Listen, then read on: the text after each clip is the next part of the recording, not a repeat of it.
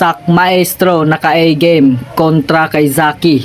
Zaki tuwang-tuwa dahil talaga namang handang-handa si Sak sa laban nila. At ako'y lulumpain daw sa meth pipe. Same old typical comment.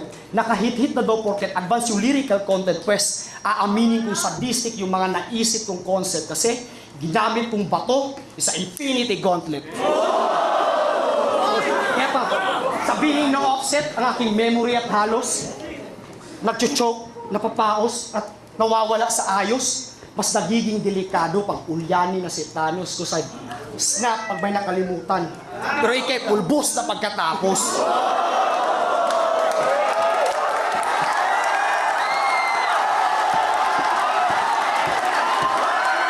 Usap-usapin ngayon ang ginawang performance ni Sak Maestro dahil akala ng lahat na ito'y hindi na muling magpapasiklab sa entablado ng battle rap.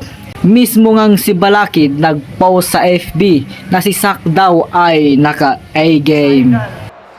Sinabi mo no semifinal siya nagwawalang Godzilla? Kung si Paul Mills pag nagchinchila mukhang nakawalang gorilla. Ako yung Philippine Eagle na sa Davao lang makikita. Pero nilisan kong aking isla to kill this monkey in Manila. I'm Manigma! Sabi pa ni Sak, hindi daw dahil sa 1 milyon na premyo o malaking TF kaya siya naghanda. Ika niya, masyado na daw mababa yung tingin ng mga tao sa kanya. Kaya sa laban niya kay Zaki, doon niya binuhos ang buong puwersa ng sandatahang lakas. Sobrang lakas. It's because of, kasi ako tapos sobrang baba ng expectation ng tao sa akin naman. Pag may nagseryoso ako, kulit pa ng ribata lang.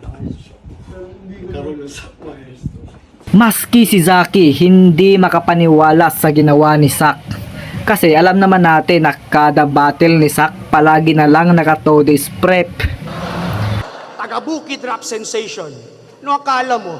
Exempted ka sa 2-day preparation? Bale, ang title ng laban na to, Slant Rhyme versus 2 days prep.